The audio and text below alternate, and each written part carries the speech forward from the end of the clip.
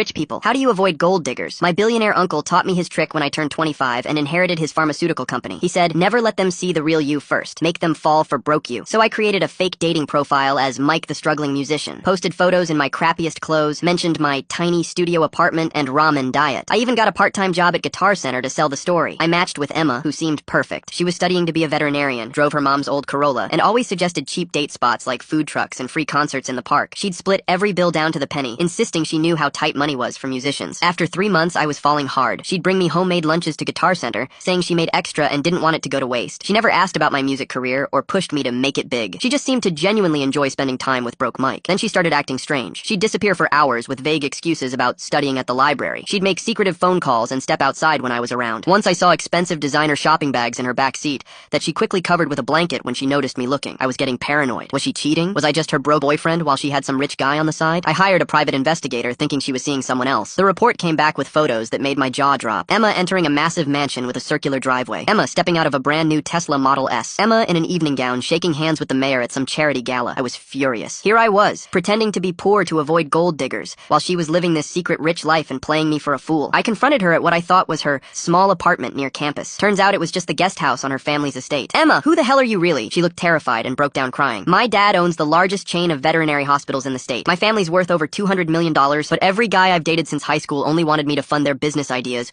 or introduce them to my rich friends. She wiped her eyes, mascara running. I've been living in the guest house and driving mom's old car because I wanted to meet someone who'd like me when they thought I had nothing. You're the first person who never asked me for money or tried to impress me with expensive plans you couldn't afford. She looked at my shocked face. Please don't hate me, Mike. I know I lied, but I was just so tired of guys seeing dollar signs instead of me. That's when I started laughing hysterically. Emma, I need to tell you something about my pharmaceutical company. Her confused expression was priceless. Remember how I said I inherited some money from my uncle? Well, he didn't just leave me money. He left me the entire company. I'm worth about $800 million.